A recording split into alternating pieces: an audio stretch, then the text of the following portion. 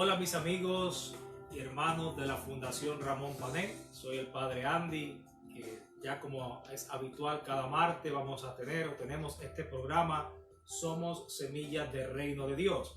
Un programa en la que sin la participación de ustedes, pues ya siempre les digo, queda incompleto.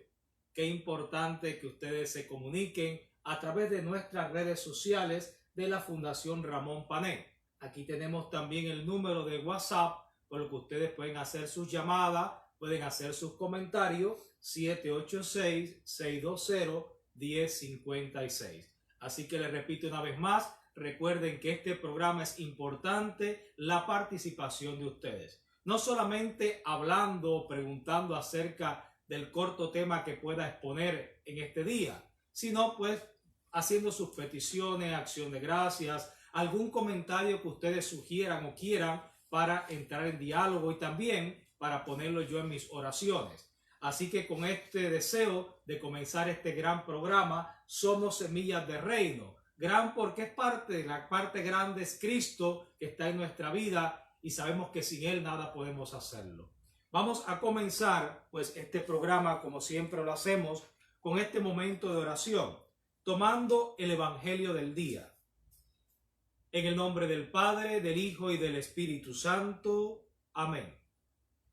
Tomado del Evangelio de San Mateo, capítulo 7, versículos 6 y siguiente. No den las cosas sagradas a los perros, ni echen sus joyas a los cerdos. Ellos podrían pisotearla y después se lanzarían encima de ustedes para destrozarlos. Pidan y se les dará. Busquen y hallarán, llamen a las puertas y les abrirán, porque el que pide recibe y el que busca halla, y al que llama a una puerta le abrirán. ¿Quién de ustedes de una piedra da una piedra a su hijo si le pide pan? ¿O una culebra si le pide pescado? Si ustedes que son malos saben dar cosas buenas a sus hijos, con mayor razón el Padre Celestial, Padre de ustedes, dará cosas buenas a los que se le pidan. Entonces, todo lo que ustedes desearían a los demás, háganlo con ellos. Ahí tienen toda la Biblia. Palabra del Señor. Señor Jesús, en esta mañana nos ponemos en tu presencia para pedirte que nos sigas bendiciendo y aumentando nuestra fe. Te pido por todas las familias que en estos momentos nos puedan estar viendo, los amigos de la Fundación Ramón Pané, todos aquellos hermanos nuestros en general, para que tú desciendas tu espíritu sobre ellos, le des mucha fortaleza en medio de sus debilidades, para que sigan permaneciendo siempre en ti y buscando siempre realizar tus obras que nos pides siempre para ser buenos discípulos. Bendice a cada uno de ellos, Señor, que en estos momentos nos están viendo. Acompáñale y sostiénele siempre con tu amor. En el nombre del Padre, del Hijo y del Espíritu Santo. Amén. Hoy tengo para ustedes pues un tema bien importante y vamos a hablar sobre las virtudes teologales. Las virtudes teologales que yo les llamo las tres hermanitas que van siempre juntas y tomadas de la mano. La fe, la esperanza y la caridad. Ahora bien, no vamos a confundir virtudes teologales con virtudes cardinales, ¿verdad? Que sabemos que son la templanza, la prudencia, la fortaleza y la justicia. Pero hoy no voy a hablar de las virtudes cardinales, sino las teologales. Podemos decir que las virtudes teologales no nacemos con ellas. Es decir, estas virtudes es un obsequio, un regalo que Dios nos da a cada uno de los bautizados. Todo aquel que le pida al Señor, dame la virtud de la fe, de la esperanza, de la caridad, pues el Señor obra. Pero no es algo que nacemos o nace con nosotros o llevamos en nuestra naturaleza humana. Nos dice el Catecismo en el número 1933, acerca de las virtudes. Lo leo textualmente. La virtud permite a la persona no solo realizar actos buenos, sino dar lo mejor de sí mismo. La persona virtuosa tiende a hacer el bien, lo busca y lo elige a través de acciones concretas. Es decir, que ese número 1993 del Catecismo de la Iglesia nos resume a nosotros qué significa esa palabra virtud. La virtud, nos dice ese catecismo, la persona virtuosa, la persona que quiere crecer, la persona que deja que la semilla del reino que fue sembrada en su vida, que conoció en su vida y va conociendo, vaya creciendo y haciéndola germinar. ¿Por qué? Porque sabe que todo el bien que haga, todo lo que va buscando en su vida es para el crecimiento del reino, no solamente crecimiento personal. Y qué bueno, importante es que nosotros crezcamos, lógicamente. Si tú no creces, la semilla se riega, un día pues va a crecer. Pero tú con las virtudes y yo con las virtudes que el Señor nos regala y le pedimos que nos dé, pues vamos haciendo crecer el reino. Y el reino lo vamos buscando, lo elegimos nosotros. Yo elegí seguir a Cristo porque Cristo me llamó, porque Cristo me tendió su mano, pero Cristo me pide algo a mí importante, vivir esas virtudes teologales. También nos dice, vamos a leer la carta de Filipenses capítulo 4, versículo 8. A ver qué nos dice sobre las virtudes teologales. Les vuelvo a repetir, Filipenses 4, versículo 8. Por lo demás, hermanos, fíjense en todo lo que encuentran de verdadero, de noble, de justo y de limpio, en todo lo que es hermoso y honrado. Fíjense en cuánto merece admiración y alabanza todo lo que han aprendido, recibido y oído de mí, todo lo que me han visto hacer, háganlo, y el Dios de la paz estaré con ustedes. Fíjense esta parte que nos dice la palabra de Dios. Todo lo que han aprendido de mí, recibido y oído de mí, todo lo que me han visto hacer, háganlo, porque eso es lo que nos pide el Señor. Eso es ser un verdadero discípulo, que vamos a vivir esas virtudes teologales de las que hoy le estoy hablando. El catecismo también, el 1993 de la Iglesia, nos dice que las virtudes teologales son la garantía de la presencia y la acción del Espíritu Santo en las facultades del ser humano. Es decir, cuando tú abres tu corazón a Dios, cuando tú escuchas la llamada del Señor por medio del bautismo, de los sacramentos, de la iniciación cristiana, el Espíritu Santo habita en tu corazón. ¿Para qué? Para que aprendas a vivir esas virtudes que el mismo Señor nos da en nuestro bautismo. Las virtudes teologales, les decía al principio, se adquieren a través de nuestra fe en Dios. Sí, va creciendo la esperanza y como consecuencia de la esperanza, pues vamos creciendo en el amor a Dios y sobre todo a nuestros hermanos. Vamos a hablar entonces de la primera virtud teologal. Vamos a hablar sobre la fe. La palabra fe proviene de una palabra latina, fides, que significa creer.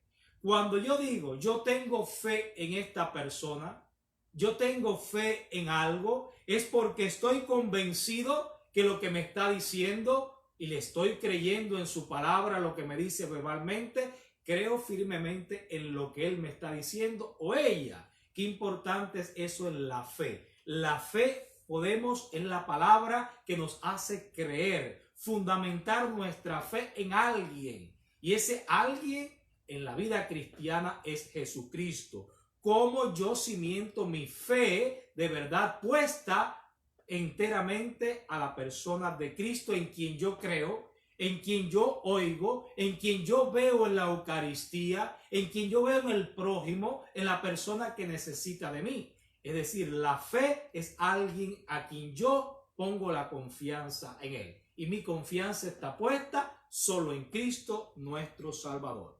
Ahora bien, me gustaría preguntarles a ustedes, ustedes de su casa, si quieren hacer su comentario, ¿verdad? A través de nuestra página de la Fundación Ramón Pané, ya vemos todas las redes sociales que tenemos para seguirnos. Quiero preguntarles hoy, ¿todo el mundo tiene fe? Vuelvo a repetir la pregunta. ¿Todo el mundo tiene fe? Vamos a ver si hay alguno que esté conectado y pueda responder a esta pregunta. Vuelvo a repetir la pregunta. Dice, ¿todo el mundo tiene fe? Vamos a ver. Por ahí tenemos a Nora Hernández que nos está viendo, con Anthony García, Marixa Manzanares, Laura Montiel. Para ustedes muchas bendiciones, ¿verdad? Que el Señor les acompañe en este día, viendo este programa y a la vez, pues, participando de estos momentos de compartir nuestra fe para hacer crecer el reino de Dios. Pues bien, la respuesta a la pregunta que les estaba haciendo, no todo el mundo tiene fe. Primero les decía y les aclaraba, la fe es un regalo y un don de Dios. Si yo no le pido a Dios que me dé la fe de creer en Él, si yo no le pido a Dios que su palabra sea una palabra creyente y se haga firme en mi vida, que yo la crea. ¿Por qué? Porque tengo fe en esa palabra de Dios. Palabra revelada, ¿verdad? Palabra escrita, palabra que nos da aliento en nuestra vida. Si todo el mundo tuviera fe, el mundo sería distinto. No hubiera tanta maldad, no hubiera tanta venganza, tanto robo, no hubiera tantas infidelidades. ¿Por qué? Porque la fe, cuando yo conozco de verdad en quién tengo puesta mi fe, mi esperanza, la vida del cristiano cambia. Podemos tener nuestros tropiezos, tenemos nuestras partes oscuras de nuestra vida, pero la fe que nos va iluminando día a día cómo tenemos que actuar, cómo tenemos que vivir en esa persona en quien creemos, actuamos, damos lo mejor de sí, eso nos va cambiando nuestra vida. Por tanto, la respuesta es, no todo el mundo tiene fe. La fe es la virtud sobrenatural para salvarse. Nos dice el Catecismo de la Iglesia. El acto de fe es un acto humano. Actúa a través de la inteligencia del hombre bajo el impulso de la voluntad movida por Dios. Es decir, el hombre conoce plenamente en su inteligencia, va conociendo quién es Jesús. Y a través de su inteligencia lo va bajando a su corazón y de su corazón lo lleva a su actuar. Por tanto, nos dice el Catecismo, actúa bajo el impulso de la voluntad movida por Dios. Dios es quien te mueve a actuar. Dios es quien hace por la fe que tu vida cambie, que tus sentimientos, tus palabras sean semejantes a la de Cristo, buen pastor.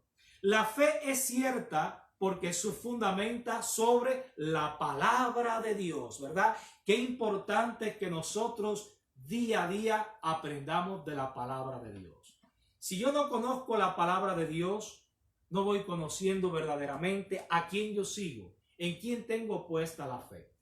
Y les digo que la palabra de Dios hay que leerla diariamente, no tenerla de adorno en una casa, desempólvenla, sáquenla, porque a veces no conocemos dónde está el Antiguo Testamento o el Nuevo Testamento, o si el libro de los Reyes está en el Antiguo o Nuevo Testamento. Hay que conocer la palabra de Dios, porque la palabra de Dios te interpela tu vida, es palabra viva, no es una palabra muerta. Ahí está, la palabra de Dios está en el catecismo de nuestra vida. La palabra de Dios se hace presente en nuestra vida. ¿Para qué? Para ponerlos al servicio de los hermanos. Recuerden aquella frase que dice del Evangelio: si tuviera fe como un granito de mostaza, yo le diría a las montañas, muévete. Qué importante es que tu fe crezca. Una fe que está arraigada de verdad en la persona de Cristo. Aunque vengan los huracanes, que ahora estamos en los tiempos ya del huracán y tenemos miedo cuando se acerque el huracán, pero si tenemos fe de verdad en Cristo, todo lo podremos soportar. ¿Por qué? Porque cuando hay una fe puesta en su palabra, vienen los huracanes, viene la lluvia, vienen las dificultades de la vida, viene la tristeza, el desaliento.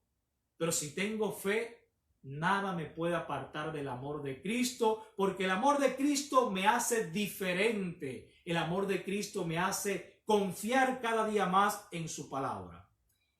En Hebreos 11, versículo 16, nos dice a nosotros: sin la fe es imposible agradar a Dios, porque no lo conoces. Cuando uno no escucha la palabra de Dios, no se deja impulsar por ella, pues entonces somos ignorantes de lo que dice la palabra viva de Jesucristo. Por tanto, nos dice, cuando tú agrada a Dios, entonces puedes expresar cada vez más tu amor.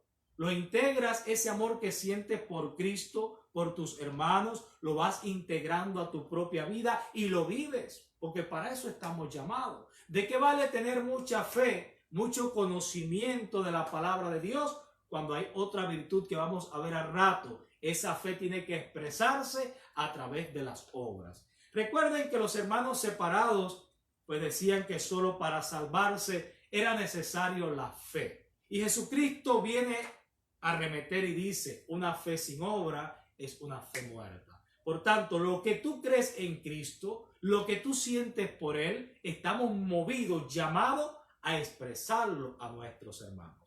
La fe es algo más que creer en Dios, es creer en Él y en todo lo que nos ha revelado en la iglesia y en todo lo que la iglesia nos manda a creer.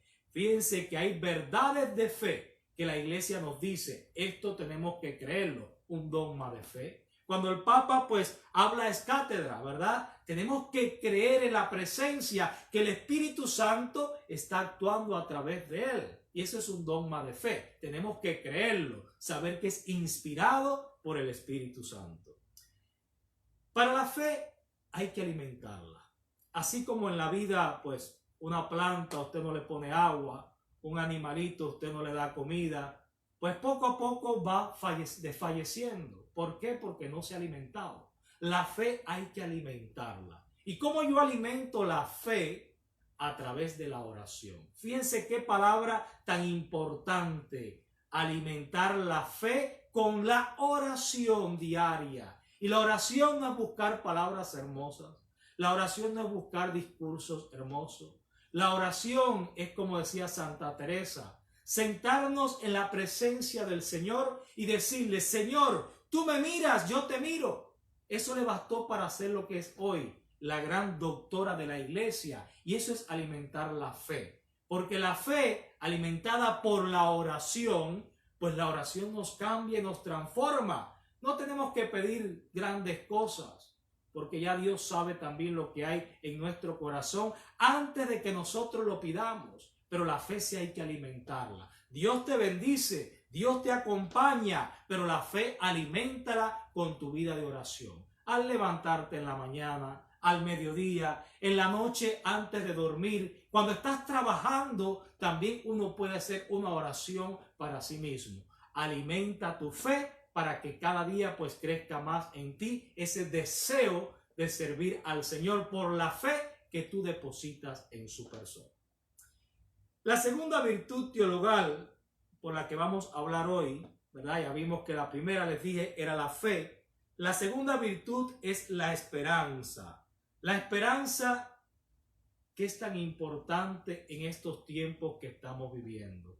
Fíjense que hay personas que uno la oye y te dice, Padre, estoy tan triste porque creo que la esperanza se está apagando en mí. Estoy sin trabajo en medio de toda esta situación del coronavirus. Familias que han fallecido por el coronavirus. Padre, no, estoy como asustado, asustada, porque la esperanza como que la estoy perdiendo. No veo que ya termine esta enfermedad tan terrible por la que el mundo entero está pasando, esta pandemia. Qué importante es no perder la esperanza.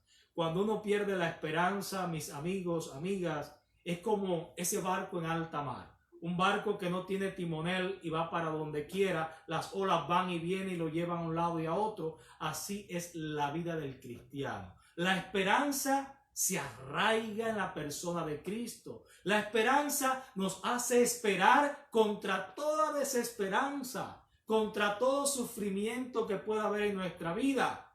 por muy difícil que sea, esperen, confíen siempre en que en aquel que les ha llamado, en aquel en quien hemos puesto nuestra confianza, nos mantiene la esperanza de nuestra vida para servirle día a día a Él.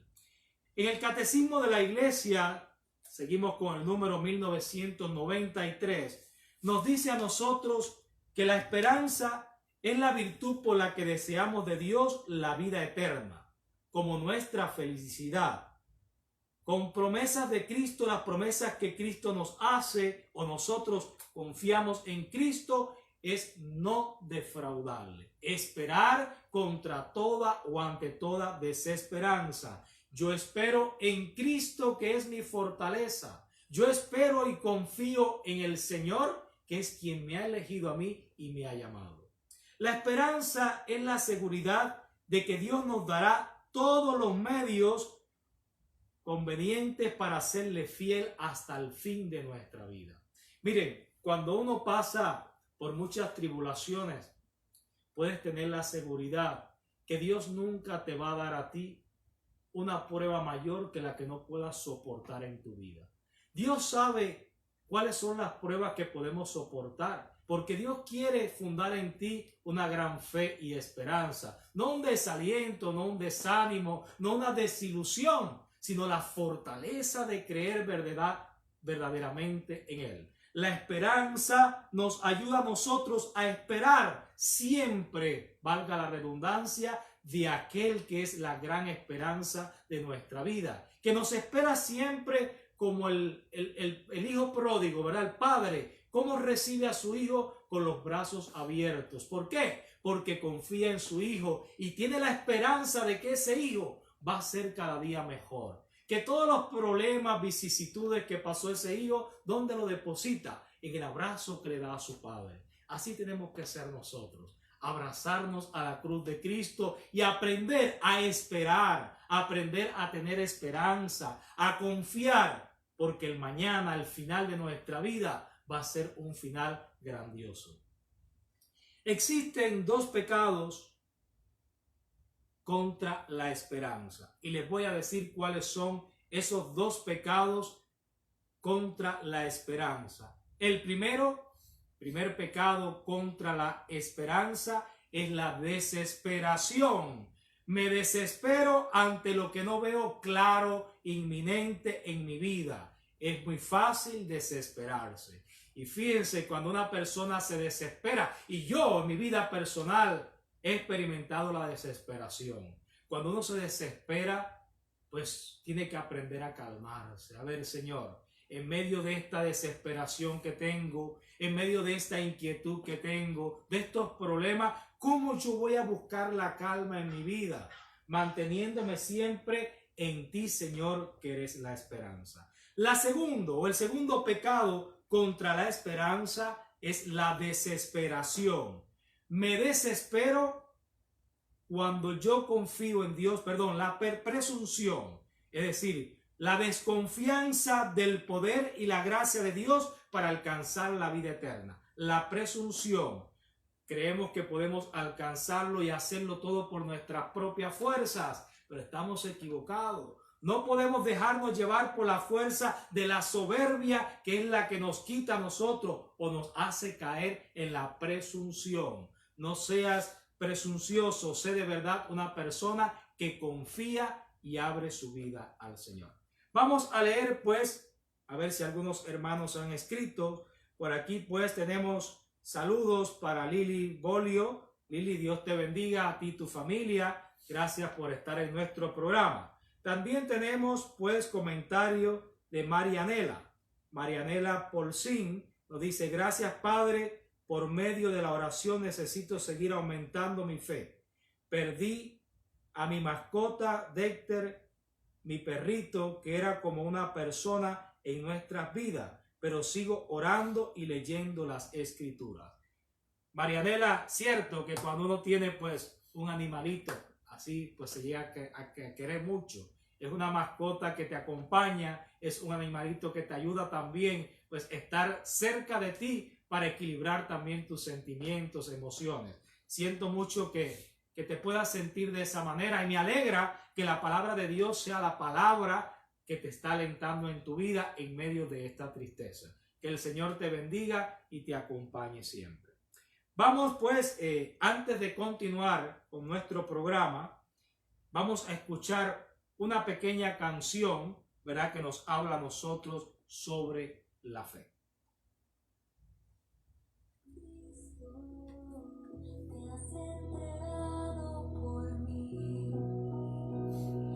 Por mí,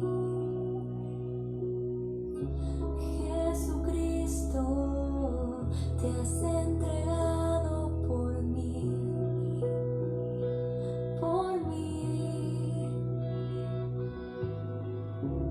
pan de vida, ahora estás tú aquí. Gracias, Señor. Aumenta El pan de vida. mi Señor. Aumentanos siempre la fe, Señor. Aumenta mi fe en tu amor. Aumenta mi fe. Aumenta mi fe.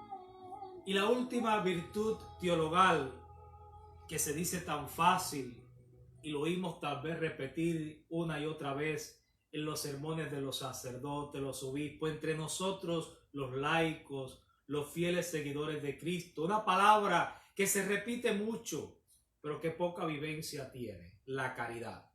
Jesús nos deja en referencia a la caridad un mandamiento nuevo: ámense los unos a los otros como yo les he amado. Ahí está el gran mandamiento del amor: amarse los unos a los otros.